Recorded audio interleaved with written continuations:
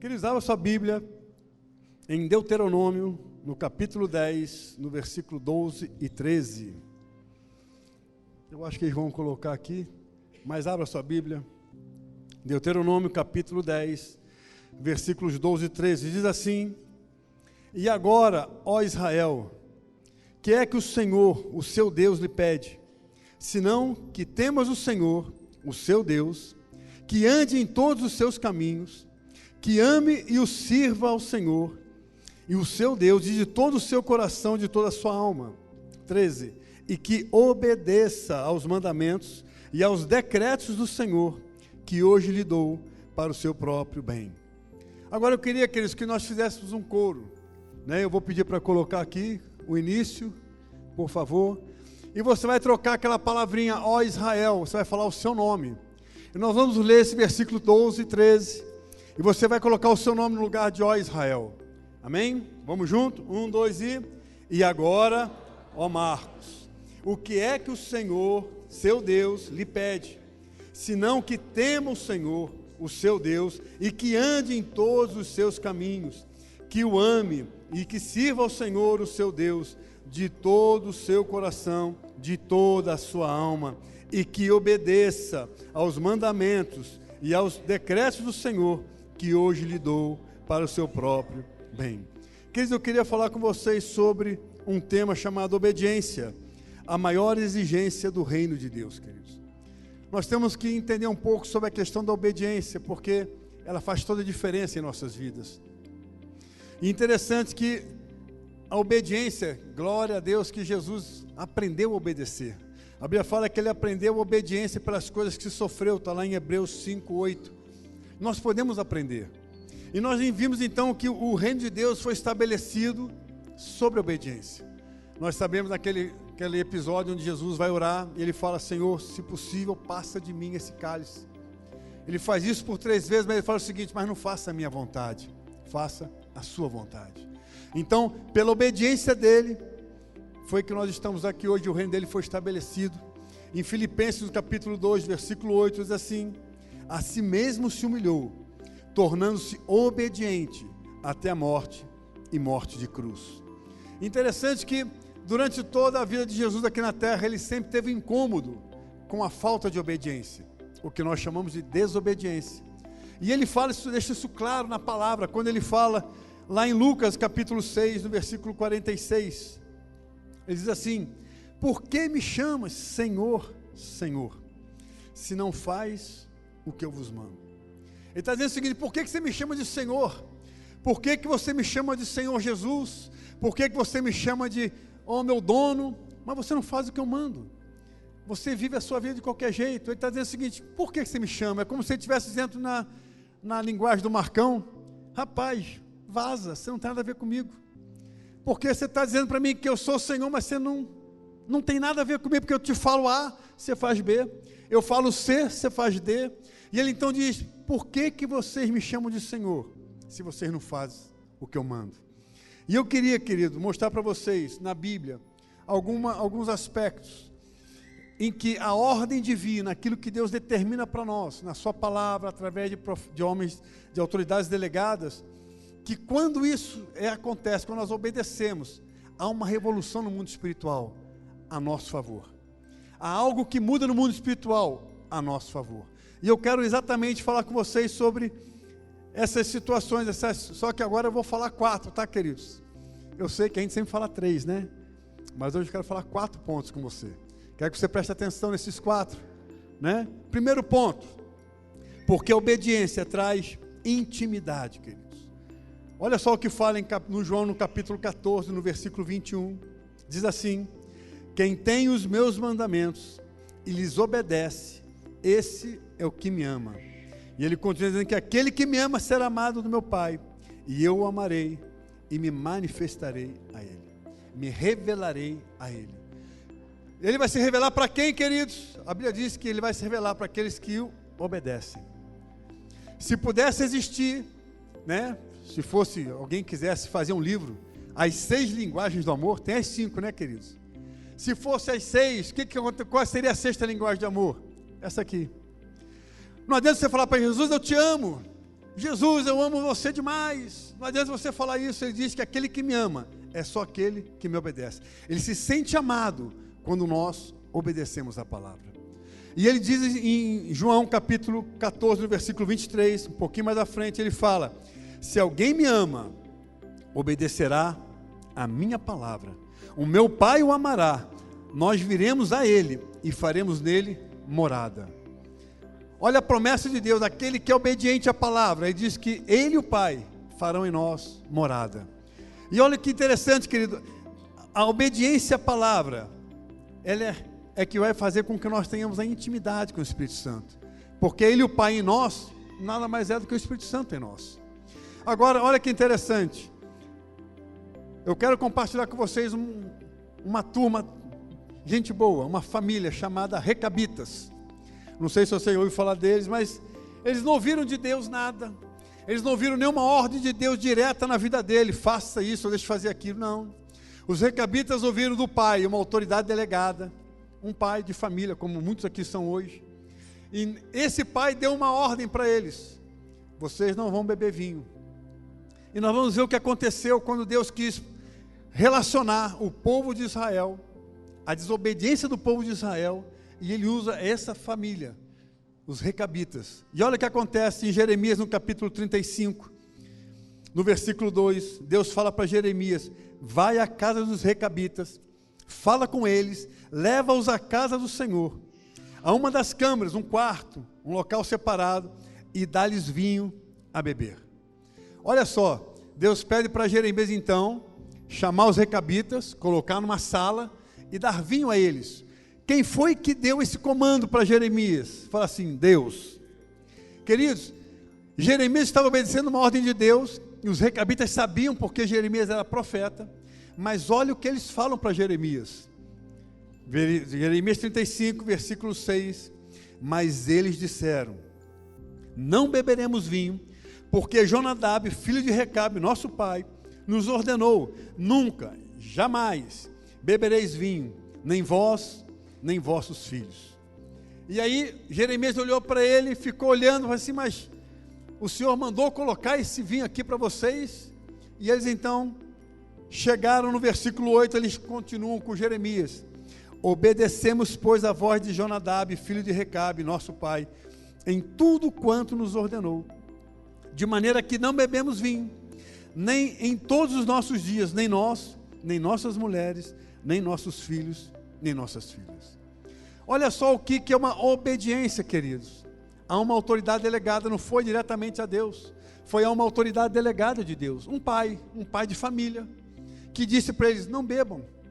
E eles não beberam, mas falaram assim: Marcão, mas tudo bem, a gente pode obedecer. Só tem um detalhe que eu fui buscar no tio Google. Tio Google, quando você quer, ele fica evangélico, quando você não quer também, ele vira encapetado. Mas eu achei no tio Google algo interessante, que esse Jonadab, filho de Recabe, veio 200 anos antes de Jeremias. Pensa, 200 anos, geração após geração, obedecendo a palavra de um homem, que era, à época, o pai. E durante os 200 anos, eles não beberam vinho, queridos, em obediência a uma autoridade delegada. E nós, às vezes, temos dificuldade de obedecer a uma autoridade delegada.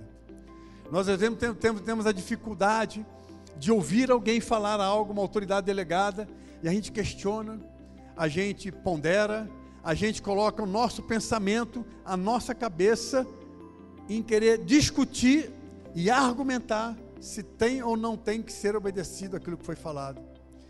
Normalmente a gente não vai para a Bíblia ver se está contra a palavra, a gente vai contra nossos argumentos. Está contra o meu argumento? Então eu não vou obedecer. A gente esquece de buscar na palavra, porque se não tiver na Bíblia, se for contra a Bíblia, você tem todo o direito de desobedecer. Mas se for bíblico, querido, isso é rebeldia. E aí, olha o que acontece. Quando acaba essa parte, que Jeremias então fala com eles, Deus chama Jeremias. Chama Jeremias aqui, quero falar uma coisa com você. Abre sua Bíblia, em Jeremias 35, 18, olha o que ele fala.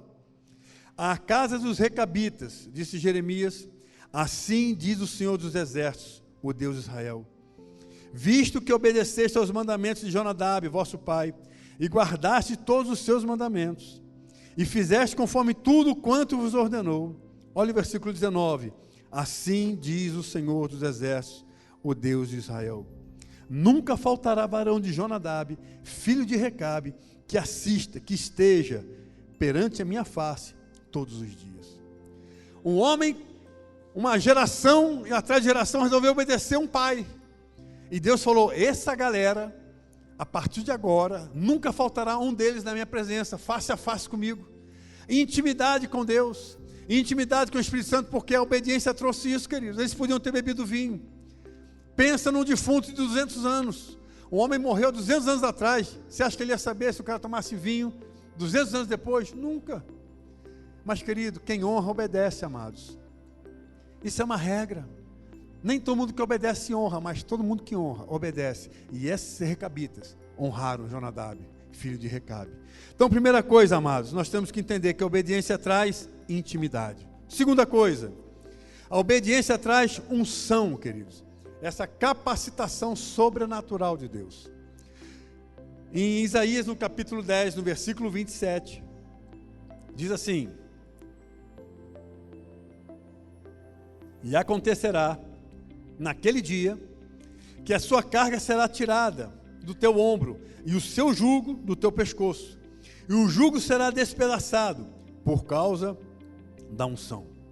Nos nossos dias, querido, jugo para o Brasil é a canga que põe no boi, né?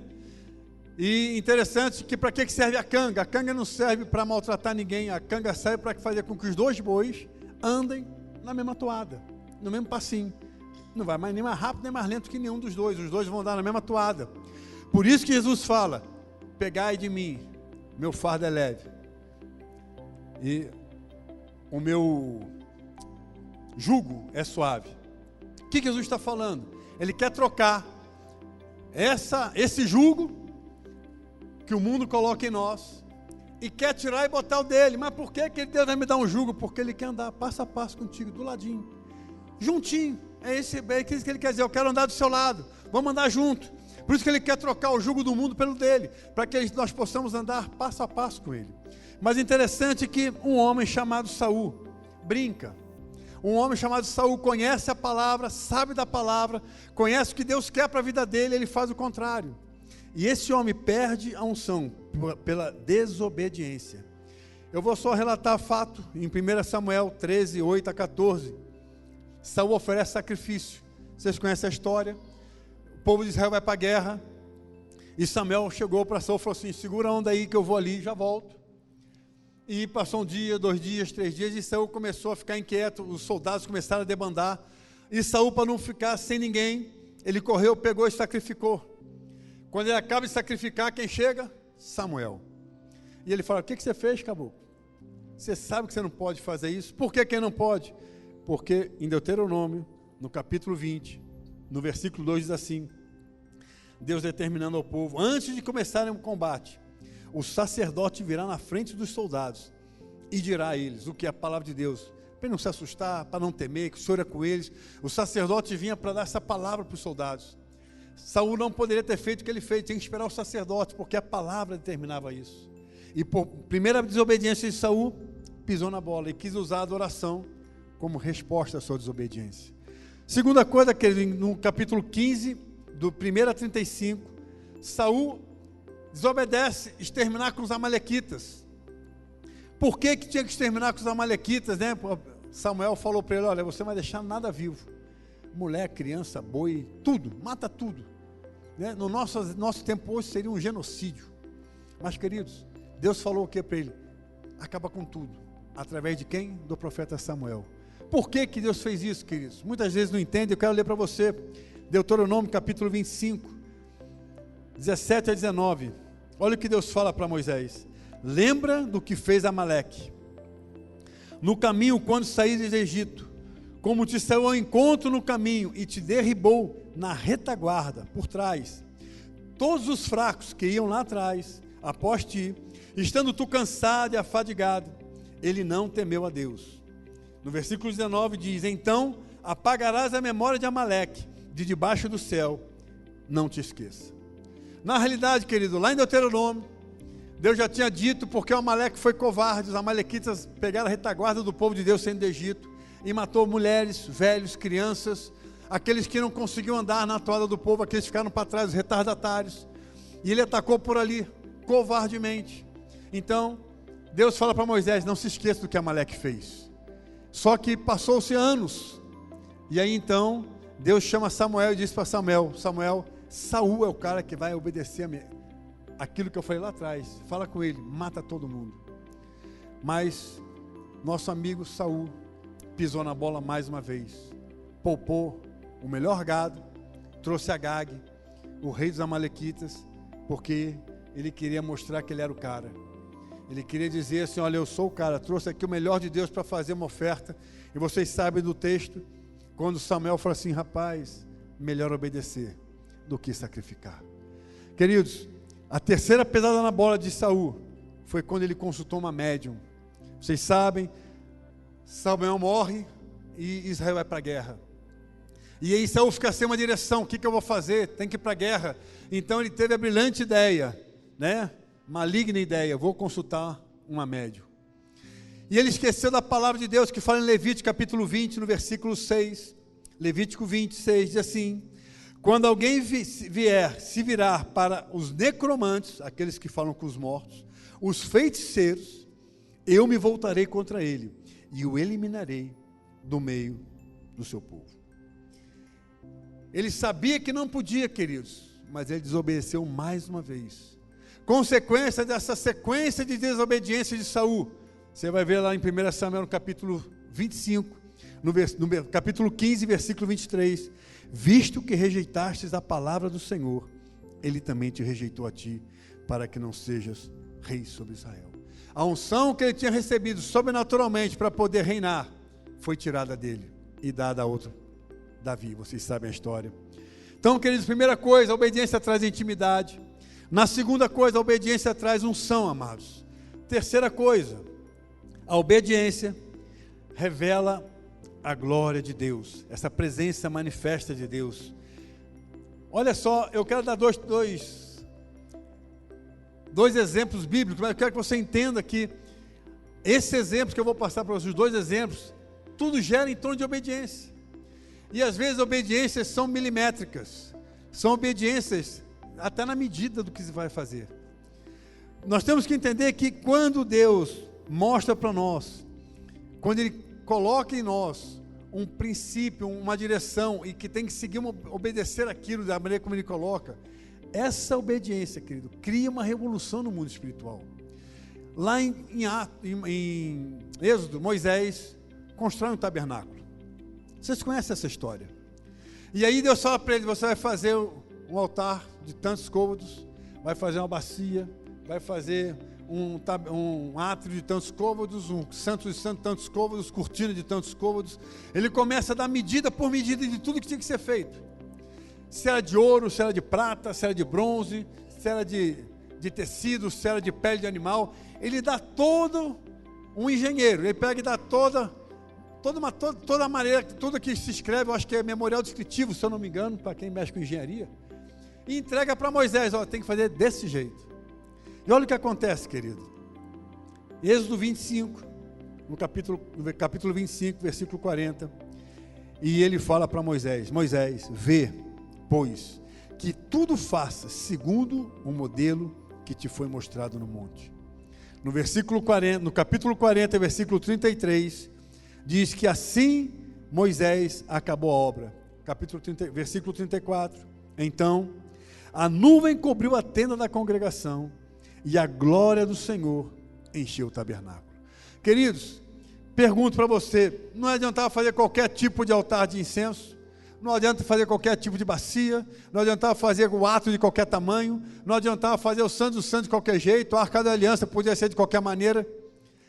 A glória só veio porque houve uma obediência irrestrita à palavra de Deus. Se não fosse isso, queridos, aquela glória não teria vindo ali, amados. A obediência gerou a presença de Deus, e todo o povo viu, e a Bíblia fala que eles não conseguiram entrar, porque a presença de Deus foi manifesta naquele lugar. Mas Marcão, esse é o Antigo Testamento, beleza, vamos para o Novo.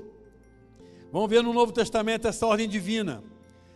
Abre sua Bíblia em Atos, no capítulo 2, no versículo 1, diz assim: Chegando o dia de Pentecostes, estavam todos reunidos num só lugar. E de repente veio do céu um som, como um vento muito forte, e encheu toda a casa, na qual estavam assentados. Aí você fala assim, Marcão, mas aí, cadê a glória de Deus manifesta que ninguém podia nem entrar?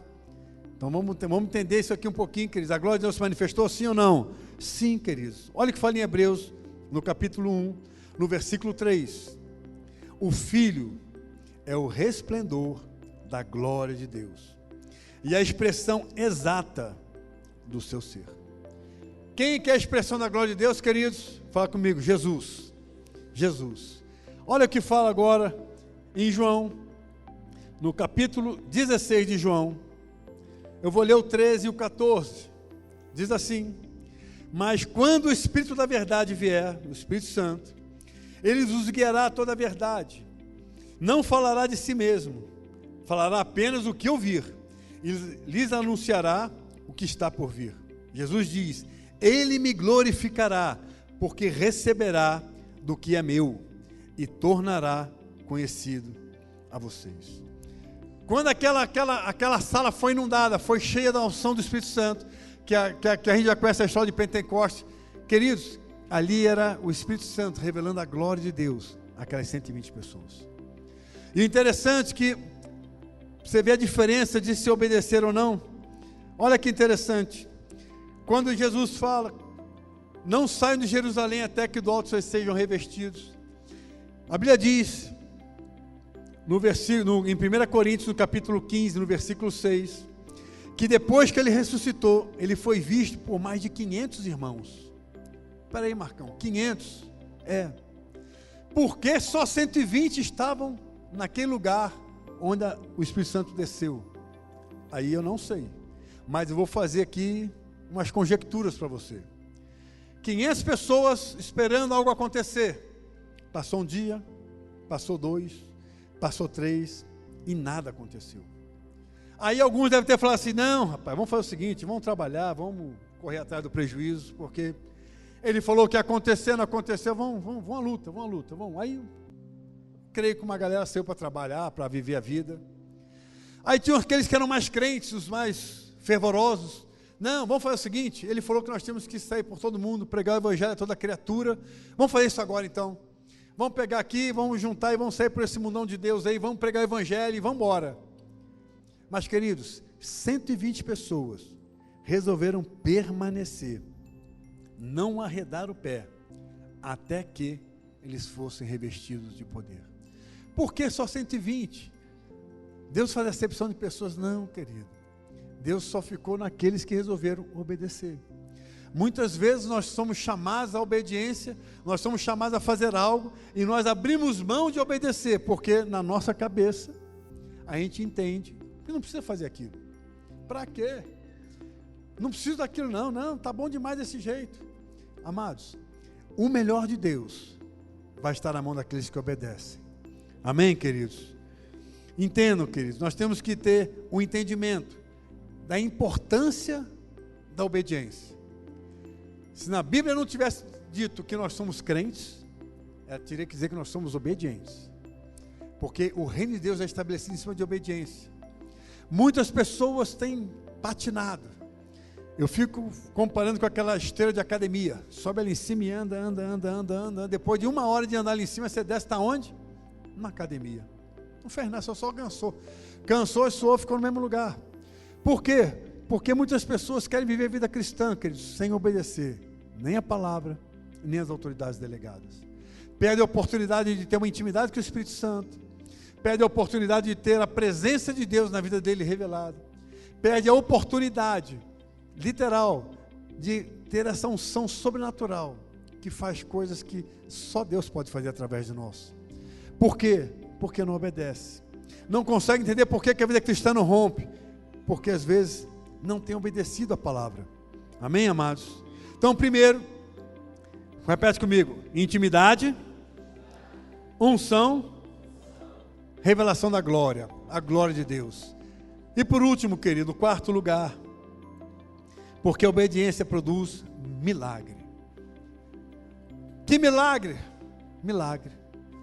qualquer milagre. Pensa no milagre. Deus faz. Ah, mas eu estou há trocentos anos pedindo uma coisa e não acontece. É simples. Pega os trocentos anos, traz a memória e vê onde é que você está obedecendo ou desobedecendo a palavra. Olha só o que acontece. Vou dar um exemplo de Naamã. Naamã, vocês conhecem a história, ele foi a Eliseu, porque existia uma escrava hebreia na casa deles. Se esse camarada se apresentar ao profeta que está lá em Israel, esse profeta vai curá-lo. Ele então sai e vai à procura de Eliseu.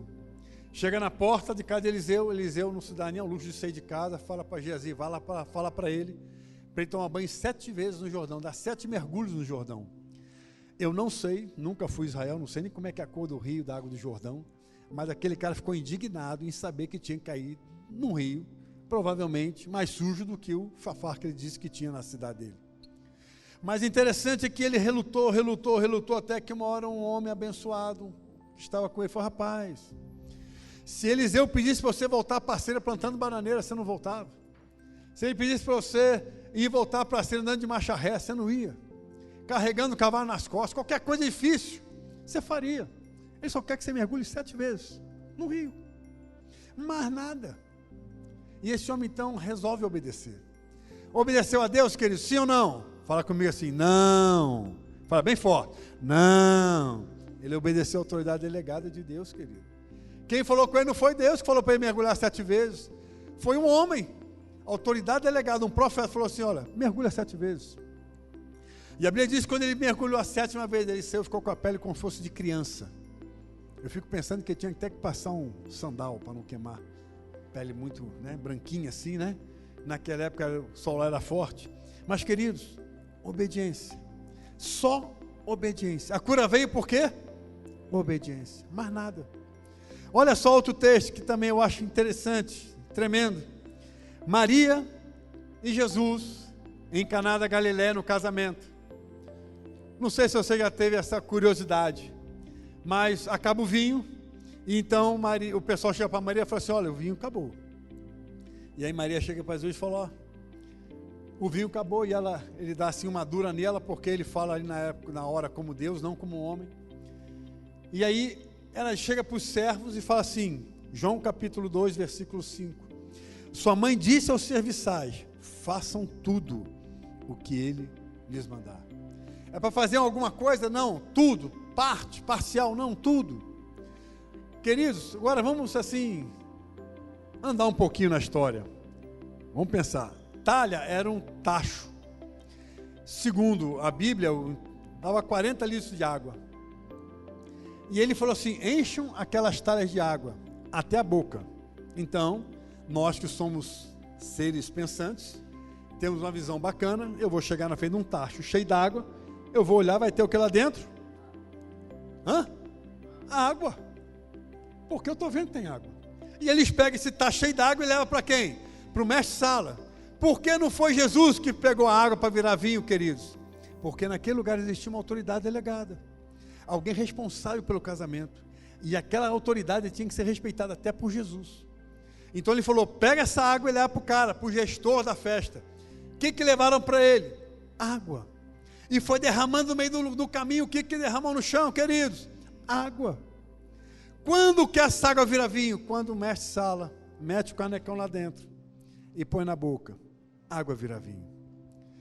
Amados, por que o milagre aconteceu? Só por um motivo. Obediência. Jesus podia muito bem ter feito lá um chuva-bala house, vai água, e aí nasceu, aparecia um vinho.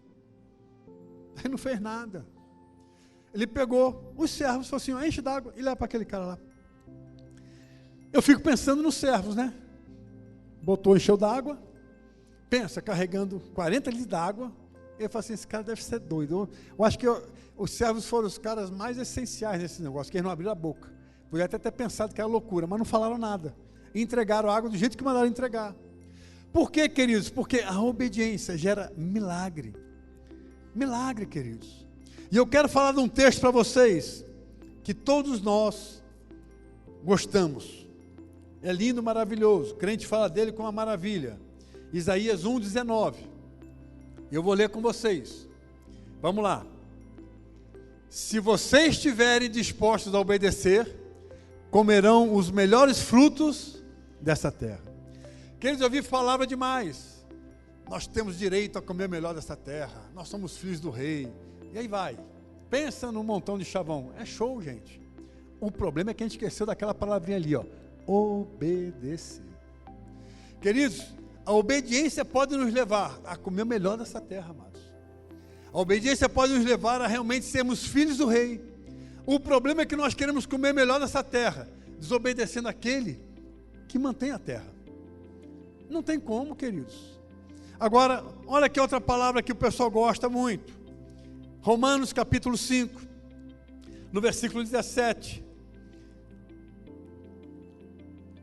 Se pela transgressão de um só homem, a morte reinou por meio dele, muito mais aqueles que recebem de Deus a imensa provisão da graça, fala, provisão da graça, e a dádiva da justiça, fala, dádiva da justiça, reinarão em vida, por meio de um único homem, Jesus Cristo. Olha o que ele diz aqui embaixo, versículo 19, logo, assim como por meio de da desobediência de um só homem, muitos foram feitos pecadores. Também, por meio da obediência de um único homem, muitos serão feitos justos. Bom, então vamos lá, vamos juntar os versículos. Primeiro, eu posso reinar em vida, sim ou não? A Bíblia fala que eu posso. Só que ele diz o seguinte, a provisão da graça e a dádiva da justiça, para que eu reine em vida, tem que vir da obediência de um único homem, que ele me fez de justo. Eu fui justificado pela obediência de um único homem, queridos. E a minha obediência gera em mim, a obediência à palavra, a minha obediência à autoridade delegada, a Deus, vai fazer com que eu possa reinar em vida. Mas por que que então todo mundo fala e ninguém reina? Por que que minha vida é assim, assado, cozido? Às vezes, querido, você tem que dar uma refletida na sua vida. Como é que está a sua obediência à palavra? Porque, amados, deixa eu falar para vocês, é assim, ó, eu não dei esse exemplo de manhã, mas vou dar agora para vocês entenderem. A Bíblia fala para você assim, perdoa. Então você tem que perdoar, amém? Mas o que a gente faz às vezes, amado? Lembra, Deus vê o nosso coração, não só a nossa atitude. Aí eu chego lá, tem um conflito, um confronto, de repente eu me sinto, minha justiça própria diz que eu estou certo, e o cara lá está errado. Não, eu tenho que pedir perdão, vou lá. Aí peço perdão.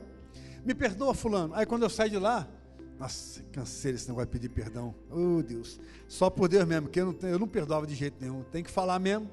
Querido, lá não valeu de nada. Você não obedeceu, querido. A sua obediência está em servir a Deus. A sua obediência está aqui dentro. A sua obediência não está em fazer só. Não é só fazer, querido. Então, muitas vezes nós temos tido problemas na nossa vida financeira, problema na vida espiritual, problema na vida emocional, problema na vida conjugal, porque a nossa obediência se limita a sermos bonequinho. Ah, eu vou ser dizimista porque eu não quero ter problema na vida financeira. Mas quando tiro o dinheiro do bolso, parece que tem um escorpião lá dentro, parece que tem uma mola puxando o dinheiro para dentro, e você dá porque tem que dar. Querido, não tem graça, não tem gratidão no coração para dar. Não tem. A mulher vai submeter o marido em casa, e aí tem que ficar calada mesmo, porque Deus mandou ficar calada, então eu vou ficar calada mesmo, mas que esse cara tinha que levar umas bordoadas, tinha. Querido, isso não é submissão. Entendeu? Então, na realidade, a gente perde bênção porque a gente pensa que está obedecendo, mas o nosso coração está totalmente rebelde, totalmente fora do propósito da palavra. Então, queridos, vamos entender isso, amados. A obediência é a expressão máxima do reino. Se nós quisermos comer o melhor dessa terra, quisermos viver com Cristo aqui, nós precisamos aprender a obedecer de coração, não só atitude. Amém, queridos? Amém? Fique em pé. Eu quero orar com você, eu quero, falar um pouco contigo, pedir o pessoal do louvor vir aqui.